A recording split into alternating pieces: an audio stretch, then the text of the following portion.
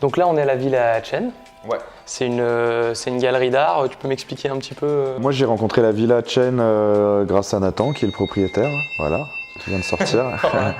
C'est un concept particulier dans le sens où on est chez lui. C'est complètement atypique comme C'est sur comme 2 espace. étages. Là, toi, tu as le deuxième qui est consacré à toi. Alors du coup, j'ai un travail à la fois qui est graphique, coloré, et je vais essayer d'être le plus onirique possible. Pour moi, c'est comme un peu des totems organiques.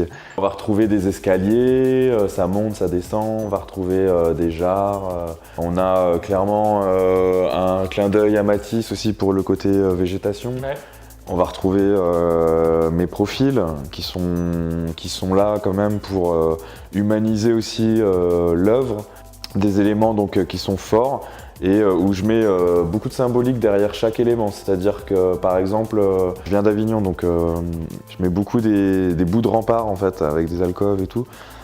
Qui pour moi en fait sont là pour symboliser plus la protection, la sécurité, tout ça. Quelque part c'est comme des besoins primaires en fait. Et voilà quoi, et du coup tous ces éléments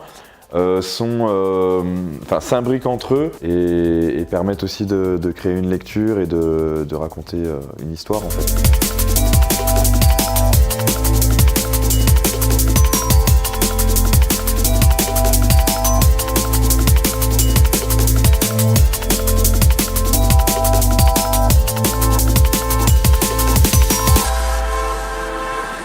Mais c'est vrai qu'après je développe différents gimmicks, comme la fresque que tu as pu voir au mur de Burkampf. Ouais.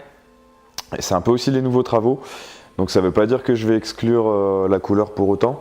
C'est juste que j'aime bien ces nouveaux travaux. En fait, c'est pas la même manière d'approcher la peinture. J'aurais tendance à dire que je les appelle des shadow ghosts, ces toiles-là. Voilà.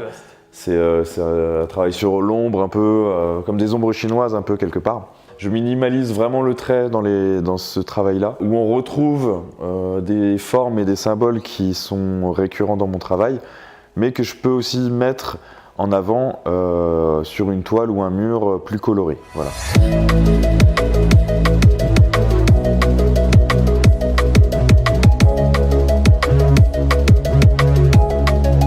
J'ai longtemps travaillé la ligne aussi.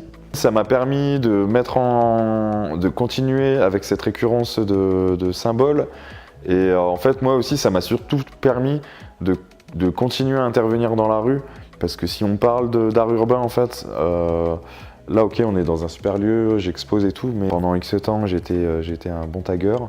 Aujourd'hui, j'ai envie de passer à autre chose. Et du coup, la ligne, en fait, c'est un moyen pour moi de reposer mon identité dans la rue et que j'intervienne avec un pinceau ou avec une simple craie. Quand je monte dans différentes villes, que ce soit Paris ou ailleurs, j'aime toujours autant l'idée de dire bah tiens, je suis passé par là et je sais très bien qu'il y a des gens qui vont prendre le métro et que 2 heures après ou dans la journée, ils vont dire bah tiens, ouais, il est passé là. La ligne c'est rapide, c'est efficace et il y a aussi un truc, c'est que j'ai fait mes preuves dans la rue pour perfectionner ma ligne. Et c'est ce qui me plaît en fait dans cet art-là, c'est que la ligne, bah ouais, la ligne, elle est maîtrisée quand tu l'as fait des centaines de fois et que tu sais ce que tu veux et ça s'affine, ça crée un design plus doux, plus harmonieux.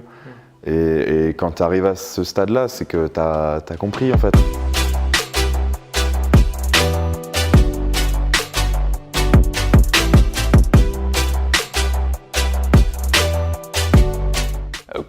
Comment tu abordes tes murs par rapport aux œuvres? Est-ce qu'il y a une différence? Est-ce que tu prépares de la même manière?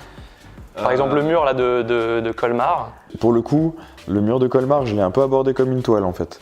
Parce qu'il y a un format carré. Je trouvais ça intéressant aussi que les gens puissent venir à l'exposition et être confrontés après à ce mur-là. Après, la semaine dernière, j'étais donc à Saint-Dié aussi pour réaliser une grosse façade.